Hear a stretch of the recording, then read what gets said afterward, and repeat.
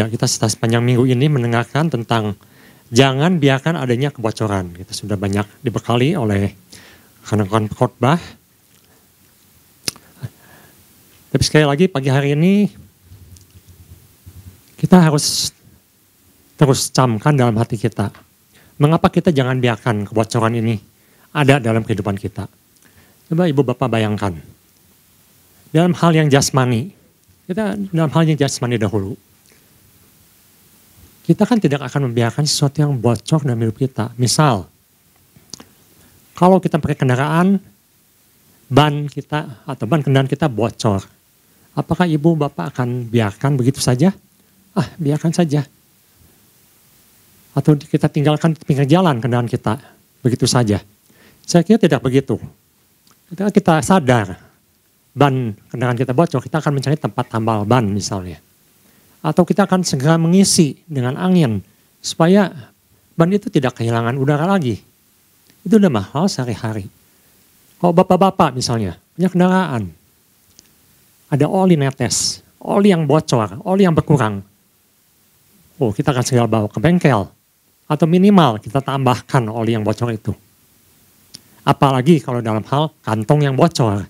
Saya yakin semua orang tidak akan tinggal diam. Tentu akan mulai bertanya, di mana kebocorannya? Mengapa apa yang saya usahakan ini, saya hasilkan ini, kok hilang lagi?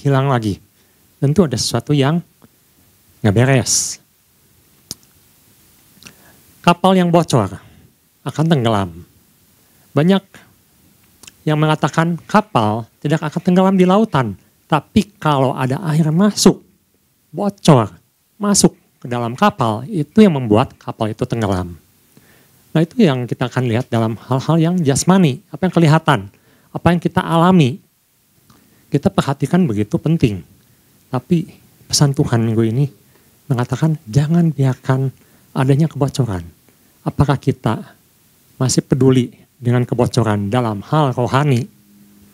Kalau dalam hal jasmani begitu kita perhatikan, begitu kita pentingkan. Berapa bulan ini tetangga saya tuh mulai membangun rumahnya dari tanah yang diterbengkalaikan berpuluh-puluh tahun, begitu kotor, begitu banyak orang membuang sampah sana, dilempar-lemparkan ke situ. Banyak tikus, bahkan ular. Beberapa kali temukan ada ular di situ. Ular yang berbelang-belang warnanya. Bahkan mulai tumbuh pohon-pohon yang tidak diinginkan. Daunnya kemana-mana, menutupi saluran talang, akhirnya mempet. Ya begitu banyak membuat masalah. Sekarang mereka mulai bangun. Jadi 3 lantai. Waktu mereka membangun, mulailah ada yang berjatuhan. Mulai bata-bata yang berjatuhan, semen-semen yang berjatuhan. Akhirnya beberapa genteng dari bangunan kami itu pecah. Talang mulai mempet. Mulai terjadi bocor. Apa yang terjadi ketika terjadi bocor? Tidak nyaman. Bocor di mana-mana. Harus ditambal. Harus diperbaiki. Tapi ke dalam hal rohani, apakah kita juga seperti itu? Atau kita biarkan saja? Saya merasa fine-fine saja. Saya merasa baik-baik saja. Tidak merasa urgent untuk ditambal, tidak merasa penting untuk diperbaiki. Begitu banyak mungkin dalam kehidupan kita ada yang bocor dalam hal spiritual. Dan Tuhan ingatkan di minggu ini, jangan biarkan kebocoran itu terjadi. Kita lihat di Yeremia pasal kedua ayat ke-13. Sangat menarik di sini. Ini menjadi ayat utama di perenungan kita di minggu ini. Sebab 2 kali umatku berbuat jahat. Mereka meninggalkan aku. Yang pertama mereka meninggalkan Tuhan. Atau kita yang meninggalkan Tuhan. Sang sumber air hidup. Untuk menggali kolam bagi mereka sendiri. Kita yang menggali sendiri. Kolam atau sumur. Yakni kolam yang bocor, sumur yang bocor, yang tidak dapat menahan air. Artinya sia-sia. Dalam kehidupan ini banyak mungkin ya, yang kita tidak sadar jadi kebocoran-kebocoran. Tapi setidaknya dalam kehidupan ini kita bisa mengetahui ada beberapa ciri kebocoran. Yang mungkin kita tidak sadar hal itu terjadi. Dan Tuhan katakan itu adalah kebocoran dalam hidup kamu, dalam hidup kita. Menarik di sini Tuhan katakan ini adalah suatu kejahatan. Ketika Bapak Gembala memberikan soal di Komsel, ditekankan bahwa hal ini ada satu kejahatan. Kami mulai menggali, mengapa Tuhan katakan hal ini jahat? Mengapa hal ini jahat? Jelas di sini katakan meninggalkan Tuhan sebagai sang sumber air hidup. Kita perhatikan kalau di Yeremia pasal 2, di awal dikatakan di ayat kedua, yang bagian B khususnya, Tuhan katakan, aku teringat kepada kasih-Mu, pada masa mudamu, pada cintamu, pada waktu engkau menjadi pengantin, bagaimana engkau mengikuti aku di padang gurun, di negeri yang tiada tetaburannya. Waktu dulu, waktu kita mungkin baru bertobat, kita begitu haus, kita begitu mengejar, ingin hadirat Tuhan, ingin dipenuhi oleh Roh Kudus. Tapi Tuhan katakan, sekarang berubah. Sudah memasuki negeri yang baru, suatu berkat yang baru, engkau mulai melupakan.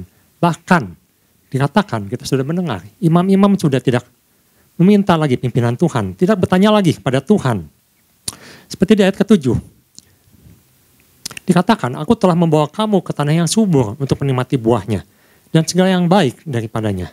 Tetapi, segera, tidak lama, setelah kamu masuk, kamu menajiskan tanahku. Tanah milikku telah kamu buat menjadi kekejian. Jadi begitu cepat, waktu berlalu dan kita sudah tidak mengejar lagi. Tidak mengejar Tuhan lagi. Bahkan kita cenderung untuk melakukan apa yang kita anggap baik. Apa yang kita anggap benar. Kita mulai mencari-cari apa yang di luar Tuhan. Apa ciri-cirinya? Di Alkitab dicatat ada beberapa ciri orang yang kerohaniannya bocor. Mulai menjauh dari Tuhan. Mulai merasa lemah. Mulai merasa ditinggalkan. Atau karena kita yang meninggalkan sebenarnya. Mulai kering rohaninya. Kalau di Galatia, Paulus mencatat ada beberapa ciri orang yang rohaniannya mulai kering, mulai bocor. Salah satunya gampang marah. Ketika orang mulai sedikit-sedikit marah, sedikit-sedikit marah, kita harus koreksi, kita harus mulai bertanya-tanya. Jangan-jangan spiritual saya mulai bocor. Mulai banyak perselisihan, sedikit-sedikit mengajak ribut, disentuh sedikit marah. Jangan-jangan kita sudah tidak bisa mengendalikan diri lagi. Tidak ada hal-hal yang bisa dikendalikan. Egois, mikirnya hanya diri sendiri. Saya tidak peduli lagi deh dengan pekerjaan Tuhan. Saya tidak peduli lagi dengan ibadah. Bahkan dalam ibadah, kelihatannya kelihatannya beribadah. Malah sudah jelaskan. Sepertinya hadir. Jasmaninya hadir. Tapi hatinya tidak di situ. Bahkan saya termasuk salah satu asyir sempat melihat ada beberapa orang yang tidak peduli ketika firman Tuhan sedang diberitakan. Asik sendiri, asik dalam dunianya sendiri. Mulai gadget, full gadget. Atau kadang-kadang malah ngobrol dengan sebelahnya. Asik sepanjang khotbah disampaikan, sepanjang firman disampaikan, asik ngobrol. Ini seperti firman yang ditabur di tepi jalan, tapi tidak bertumbuh, mati, sia-sia. Bukan sia-sia di mata, bukan di Tuhan yang sia-siakan. Firman Tuhan katakan dia akan melakukan apa yang Tuhan perintahkan. Tapi seperti sumur yang kosong di dalam hidup kita, ketika kita membiarkan firman berlalu dan hilang, tidak diserap, tidak direnungkan, menghilang begitu saja. Kering, hati tetap tidak berubah. Datang seperti itu, pulang pun seperti itu. Tidak ada pembaruan. Mulai berkata-kata kasar, kata-kata jorok, tidak sopan. Itu ada di Lukas, dicatat. Itu salah satu ciri-cirinya. Bahkan, tidak bisa memilih, memutuskan untuk sesuatu yang baik, yang benar. Mari kita lihat di Filipi 1 ayat 9-11. Filipi 1 ayat 9-11. Tidak bisa membedakan. Ini benar, ini salah. Mulai kehilangan arah. Dan inilah doaku, semoga kasihmu semakin melimpah dalam pengetahuan yang benar. Dalam segala macam pengertian. Ayat 10. Sehingga kamu dapat memilih apa yang baik. supaya kamu suci dan tidak bercacat menjelang hari Kristus. Ayat 11, penuh dengan buah kebenaran yang dikerjakan oleh Yesus Kristus untuk memuliakan dan memuji Allah. Kita seorang mulai menjauh dari Tuhan, mulai kering. Dia mulai tidak bisa membedakan mana yang benar, mana yang salah, mana ajaran yang benar, mana ajaran yang salah. Mulai bimbang. Yeremia 2, ayat 2 dikatakan,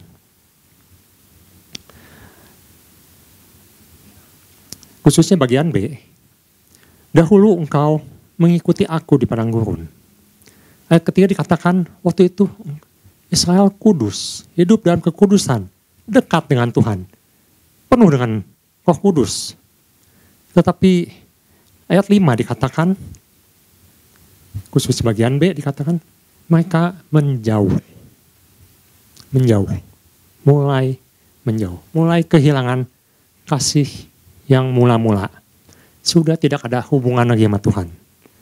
Mungkin kata-katanya masih rohani, doanya masih berjalan, ibadahnya masih datang, tapi sudah tidak ada hubungan sama Tuhan. Dalam kenyataannya, saya akan berjalan sendiri, tidak tanya Tuhan lagi. Apa yang saya anggap baik akan saya lakukan. Nah, ini yang agak berbahaya karena beberapa, khususnya di akhir zaman ini, mulai banyak ajaran-ajaran yang diam-diam masuk. Tentunya kita masih ingat beberapa minggu ini kita sedang diviralkan dengan ada yang disebut dengan Kristen progresif. Tapi ini masih jelas gitu loh salahnya. Kalau mereka katakan Yesus bukan Tuhan, Yesus bukan satu-satunya juru selamat, kita akan langsung menolak. Seharusnya begitu. Sebagai orang percaya kita langsung menolak bahwa ajaran ini tidak benar. Tetapi ketika seorang kehilangan sensitivitas atau kehilangan hubungan dengan Tuhan, kadang-kadang apa yang disusupi oleh si musuh kita tidak sadar. Dan musuh mulai membuat lubang di situ. Mulai masuk ajaran-ajaran yang menggerogoti secara tidak langsung. Ada seorang hamba Tuhan katakan, kita harus berhati-hati. Kelihatannya yang diviralkan Kristen progresif, tapi ada satu pergerakan lain di sini. Di mana pengajaran ini begitu meyakinkan pengikutnya dengan mengajarkan Alkitab. Jadi Alkitab diajarkan, mereka lakukan Bible study. Bahkan dalam 1 minggu bisa 5 hari dan beberapa jam sehari. Coba Anda bayangkan, begitu banyak orang yang haus. Dan ini disasarkan pada orang percaya, bukan orang yang belum percaya. Pada orang yang sudah percaya, yang seperti Tuhan katakan, kamu sudah berjalan dengan aku, tapi sekarang kamu melupakan aku. Mereka begitu haus akan kebenaran dan mereka mulai mengikuti ajaran-ajaran itu. Salah satunya disebut dengan ajaran atau gereja Shincheonji. Gereja ini mengajarkan bahwa pemimpin mereka itu adalah Mesias. Pemimpin mereka itu Mesias, bukan Yesus, tapi pemimpinnya. Sekarang sudah datang. Dan dia mengaku Mesias. Dan mereka mengajarkan doktrin Alkitab yang diambil khususnya dari Wahyu. Mereka katakan, kalau Anda tidak ikut dalam pergerakan mereka, tidak menjadi anggota mereka, maka kita tidak bisa masuk atau tidak bisa di-rapture, tidak bisa masuk ke dalam surga. Kurang lebih seperti itu. Dan mereka sangat menekankan ajaran-ajaran tentang Wahyu, di Wahyu Yohanes, dan juga tentang perumpamaan tentang Yesus, yang Yesus katakan. Mereka ajarkan. Dan pengikutnya banyak. Jadi hamba Tuhan ini ingatkan, hati-hati. Kelihatannya benar. Kelihatannya dari Alkitab ajarannya. Tapi orang-orang atau pengikut Tuhan tidak bisa membedakan mana yang benar, mana yang salah. Karena tidak tertanam, firman tidak bertumbuh dalam hidupnya. Tidak ada hubungan dengan Tuhan. Tidak mau lagi bertanya pada Tuhan. Sehingga gampang dibawa, gampang diombang-ambingkan. Dan semakin lama semakin banyak pengikutnya. Apa lagi yang bisa hilang? Mazmur 51 ayat 11-12 mengatakan kita bisa kehilangan sukacita kita ketika kita menggali lubangnya atau menggali sumur yang kosong menjadi kering. Sukacita kita akan menjadi hilang. Di Mazmur ini, Daud meminta Tuhan dengan sangat, Tuhan jangan ambil roh-Mu daripadaku. Aku ingin tetap di dalam Tuhan. Jangan sampai Kau ambil roh-Mu. Kenapa kita bisa kehilangan sukacita ini? Karena tidak ada kekuatan lagi yang kita dapatkan dari Tuhan. Tidak ada kekuatan dari Roh Kudus. Mari kita lihat di Nehemia 8 ayat 10. Nehemia pasal 8 ayat 10. Di situ dikatakan, apakah sumber kekuatan kita? Di situ dikatakan, saya bacakan dalam terjemahan langsung dalam bahasa asingnya, atau terjemahan NASB. Di situ dikatakan, the joy of the Lord is your strength. Atau di sini mungkin di ayat 11 ya. Sukacita karena Tuhan itulah perlindunganmu.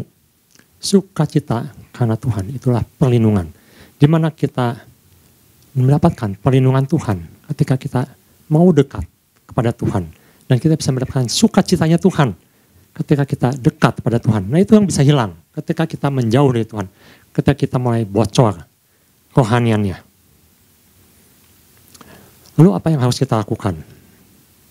Kalau Yeremia mengingatkan begitu jelas di sini, di pasal kedua ini, dulu kamu begitu menggebu-gebu, dulu kamu begitu haus akan aku, sekarang kamu sudah melupakan, sekarang kamu sudah tidak rindu lagi, sekarang kamu sudah tidak mau tahu lagi. Akhirnya hal-hal seperti yang tadi banyak terjadi. Ada beberapa solusi. Yang pertama, kita harus terus terhubung dan jadikan Yesus satu-satunya sang sumber. Ketika seorang wanita Samaria datang pada Yesus, apa yang dia lakukan sehingga dia mendapatkan air hidup itu? Yesus sudah datang, Yesus sudah menawarkan. Tapi ada satu hal yang harus dilakukan. Dia mengambil. Atau dengan kata lain, dia datang dan dia ambil. Dia minum. Ada satu tindakan yang dia lakukan oleh sang wanita ini. Sehingga ia tidak haus lagi. Sehingga kehidupannya tidak bocor lagi. Dia datang, dia dengar firman. Dia percaya, dia ambil. Langkah pertama itu kita harus mengambil. Harus mengambil. Harus mau minum. Yohanes pasal 15 ayat 5b. Kita akan lihat. Yohanes pasal 15 ayat 5b. Atau saya akan bacakan semuanya. Akulah pokok anggur dan kamulah ranting-rantingnya. Barang siapa tinggal di dalam aku dan aku dalam dia, ia berbuah banyak. Sebab, nah ini yang ditekankan, sebab di luar aku, kamu tidak dapat berbuat apa-apa. Tuhan Yesus jelas-jelas di sini mengatakan, di luar aku, kamu nggak bisa dapat apa-apa. Apapun yang kamu lakukan, kepadaian apa yang kamu cari, filsafat apa yang kamu kejar, usaha apa yang kamu lakukan, percuma. Mau sebaik hebat apapun, di luar Yesus, kamu tidak dapat berbuat apa-apa. Tidak akan ada sukacita dalam hidup kita. Tidak akan ada damai sejahtera dalam hidup kita. Di luar Yesus, kita akan kering. Dan lama-lama rohani kita akan mati. Yang kedua, pastikan benih yang ditanam di tanah yang subur. Matius pasal 13 ayat 3 dan 8. Ini adalah suatu perumpamaan yang Tuhan Yesus sampaikan. Begitu sering kita dengar, tapi mungkin kita tidak sadar. Jangan-jangan saya ini adalah benih yang ditabur di pinggir jalan. Yang benihnya ada, tapi belum sempat bertumbuh, sudah mati. Atau yang ditanam di tanah yang tipis, sudah mulai bertumbuh tunasnya. Tapi karena tanahnya tidak baik, berbatu-batu, akhirnya tumbuh menghimpit dan mati juga. Mati juga. Ini menunjukkan suatu sikap hati di mana kita tidak mau firman itu bertumbuh dalam kehidupan kita. Tidak mau dibimbing, tidak mau diarahkan, tidak mau ditegur. Banyak sikap-sikap yang mungkin atau tindakan yang kita ambil yang membuat firman itu tidak hidup. Ya salah satu waktu ibadah itu. Ketika tidak serius, datang waktu ibadah, tidak jelas. Mengapa datang ibadah? Mau apa datang ibadah? Atau mungkin hanya untuk meluangkan waktu daripada di rumah atau absen supaya Pak Gembala bisa lihat, oh datang hari Minggu, atau saya sudah bosan dengan firman, saya pakai acara lain. Kalau perlu tidur di dalam gereja, supaya apa? Supaya waktunya selesai dan saya bisa pulang, bisa melakukan kegiatan yang lain. Akhirnya lubang terus bertambah besar, air habis, kerohanian makin kering, tidak dapat apa-apa. Firman tidak bertumbuh, mati. Karena itu Yesus katakan, kalau kamu mau datang, mau minum, harus siapkan hati. Hati harus disiapkan, hati harus seperti tanah yang digemburkan, supaya firman yang disampaikan bertumbuh dan terus menghasilkan, menjadi pohon yang besar, menghasilkan buah-buahan. Karena si jahat akan mengambil, si jahat akan mengalihkan, supaya firman itu tidak hidup dalam hidup kita. Kita tidak bisa mengerti untuk apa kita datang beribadah. Yang ketiga, datang kembali kepada Tuhan. Yeremia pasal 2 ayat 18. Di situ dikatakan, dan sekarang apakah untungmu untuk pergi ke Mesir, hendak meminum air sungai Nil? Dan apakah untungmu untuk pergi ke Asyur, hendak meminum air sungai Efrat? Di Mesir ada satu sungai yang sangat terkenal, sungainya besar dan airnya melimpah, yang dikenal dengan sungai Nil. Demikian juga di Asyur, ada yang dikenal dengan sungai Efrat. Tentunya beberapa masih ingat, dalam penciptaan Tuhan tempatkan di Taman Eden, di situ ada dua sungai, disebut dengan sungai Efrat dan sungai Tigris. Suatu sungai yang begitu airnya mungkin sangat jernih, enak untuk diminum.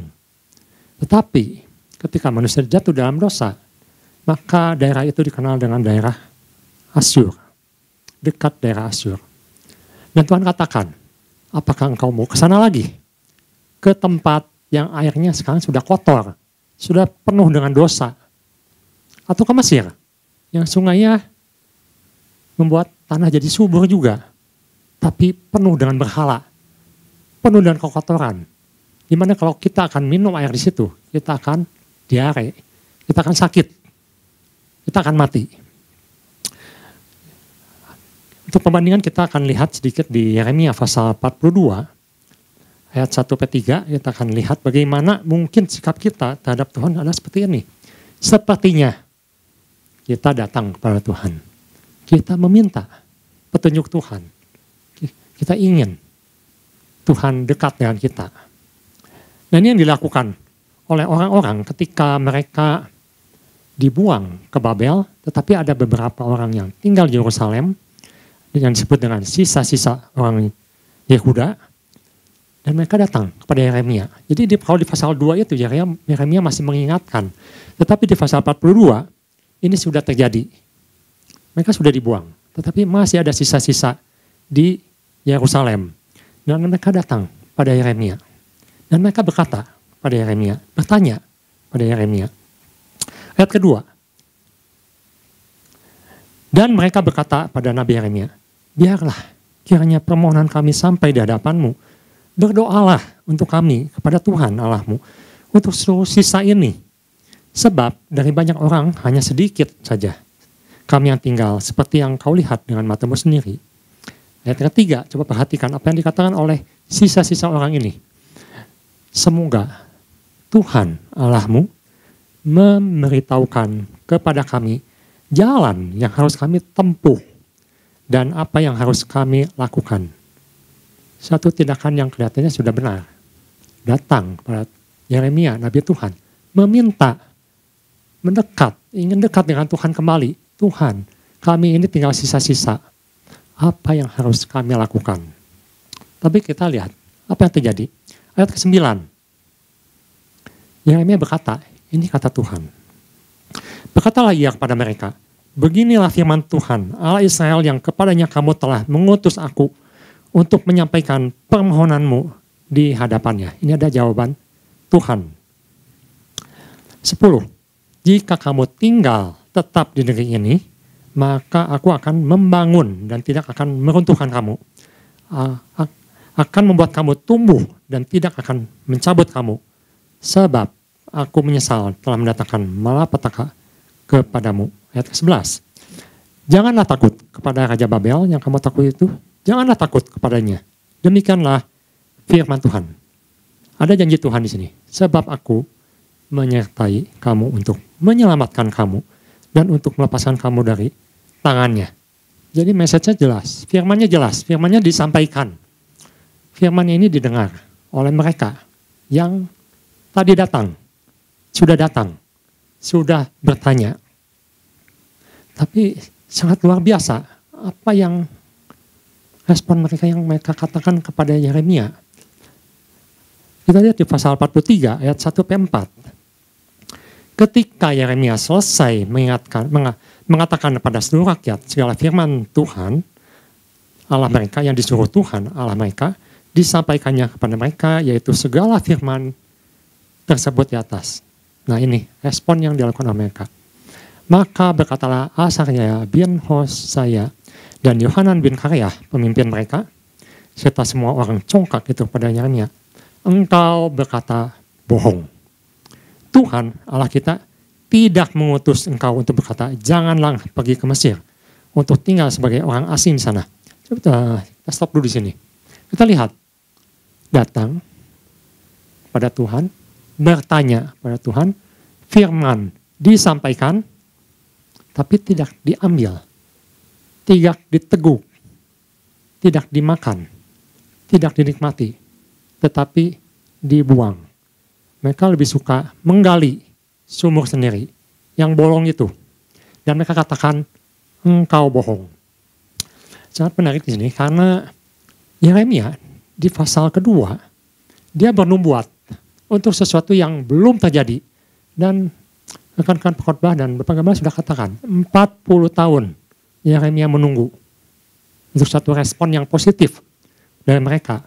Tetapi ketika waktunya sudah genap, Tuhan hukum mereka, nubuatan yang dikatakan oleh Yeremia adalah benar. Jadi kita bisa pastikan di sini Yeremia adalah bukan nabi palsu. Yeremia adalah nabi Tuhan. Dan mereka datang kepada nabi Tuhan, bertanya, meminta firman Tuhan. Tapi apa yang dikatakan di sini? Mereka katakan, engkau bohong. Ini adalah satu penolakan, di mana orang datang pada Tuhan, tapi tidak mau mengambil, tidak mau minum, bahkan dibuang. Firman Tuhan dibuang. Ayat ketiga.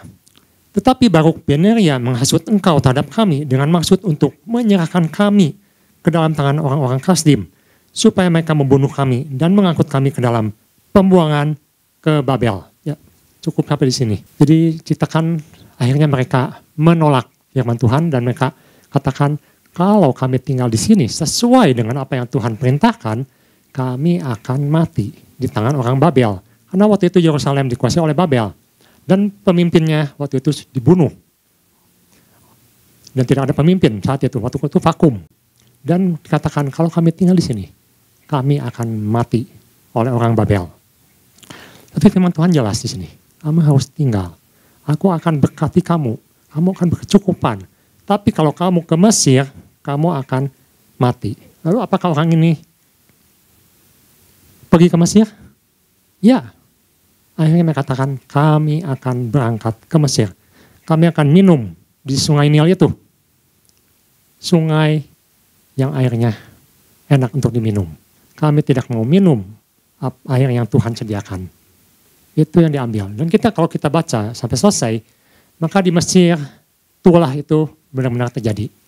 Pedang dan kelaparan menimpa mereka, semua mati, semua musnah.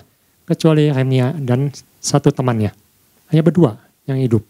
Semua mati. Sepertinya mudah kalau kita lihat di kisah Yeremia ini. Oh, mereka mati karena mereka menolak firman Tuhan. Tetapi jangan-jangan. Kita pun seperti itu. Kita lebih suka menggali sumur sendiri.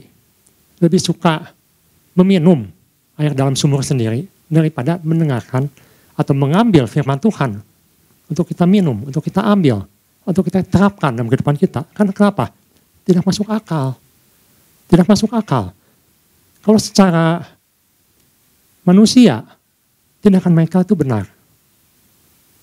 Bisa dijelaskan dengan tepat bahwa kalau mereka tinggal, mereka bisa mati. Tapi itu baru kemungkinan bisa mati. Tetapi firman Tuhan jelas mengatakan kamu harus tinggal di sini.